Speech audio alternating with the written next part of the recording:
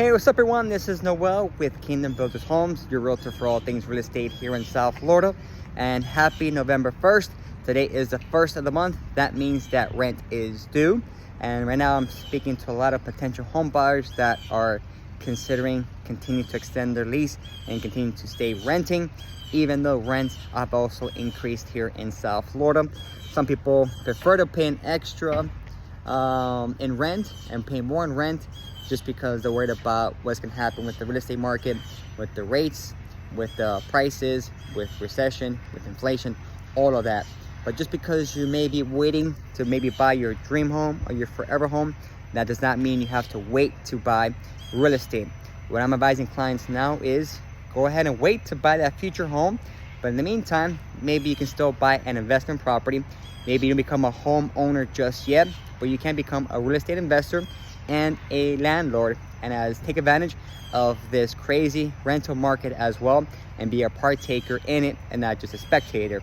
Because if you buy that rental property, that means that you are getting your mortgage paid down, you're getting appreciation, you're building equity, you're getting appreciation, you're getting tax advantages, and you're getting positive cash flow. So while you're paying someone else's mortgage, someone else can be paying down your mortgage for you.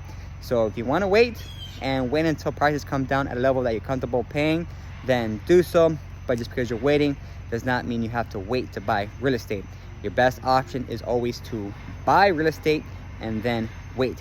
Because let's say even if you buy today and prices continue to drop, then price is always going to back up, number one.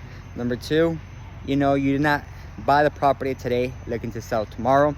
You're not an active real estate investor as a flipper or one of these HGTV house flippers that you're looking to make a quick profit tomorrow. Majority is that you're going to probably end up living in the home 7 to 10 years. You're getting a 30-year mortgage, so you have 30 years to pay off that house, and in 30 years that property is going to appreciate. So even if you stay the average 7 to 10 years, you're definitely going to come back and ride the wave again to get appreciation on your home. And if not, if you stay there for 30 years, then you're locked in for 30 years and you're definitely going to see appreciation in that way. And if rates do come back down, obviously they've gone up from this historic low that we saw, 2 and 3% that were all-time lows. If you were unable to take advantage at those numbers, then you have to wait to see what happens, whatever brings it back down to that level. But we're just kind of readjusting to where we were pre-pandemic, pre-COVID. We're getting back to those generally historic lows of the 6 and 7%. Right now, the Fed has, made announcements that they're going to continue to raise rates. So even if you're locking the 7% in today, when the Fed increases to 8, 9, maybe even 10%, you'd be locked in at a much lower rate. So you probably would have wished you would have bought now at 7s instead of maybe waiting at the 10s. And if for whatever reason rates do come back down in the future, then you can always refinance as well and lock in another rate. So when it comes to rates and prices, they're always going to be fluctuating. They're going to be going up and down. The best thing you can do is sit down and speak with a mortgage advisor, a mortgage lender, run the numbers, see how much you're going to need for closing costs, for down payment, what your monthly mortgage is going to be, what your credit's at, what can you afford, is there anything out there that makes sense, anything out there that you can pay less than what you're paying now in rent. If the numbers make sense, then we pull the trigger and we go ahead and buy. And the great thing is, if prices continue to come further down, then that means then you'll have some cash available on hand to go in then and buy another property. So you move from one property to another one, and then you'll be able to then rent that property out and you move into your new home. And again, you're adding to your portfolio.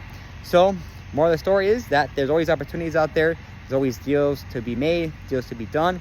Do not sit on the sidelines. Do not sit and wait to buy, but buy, rather sit and then wait.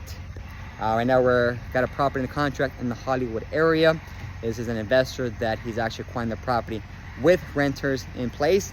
They're locked into a lease that ends in the middle of next year, but he's going to have cash flow. He's going to have tenants, and then at that later point in time, he'll be able to either keep the tenants, maybe renovate the property, flip it, and we'll see what prices are at that point. But now he's got two options: you buy and hold it, and then you can fix and flip it. So more of the story is, you buy real estate and then wait. You don't wait to buy. So if you want to wait to buy your dream home, do so. but take advantage, become a landlord, become a real estate investor, and buy property.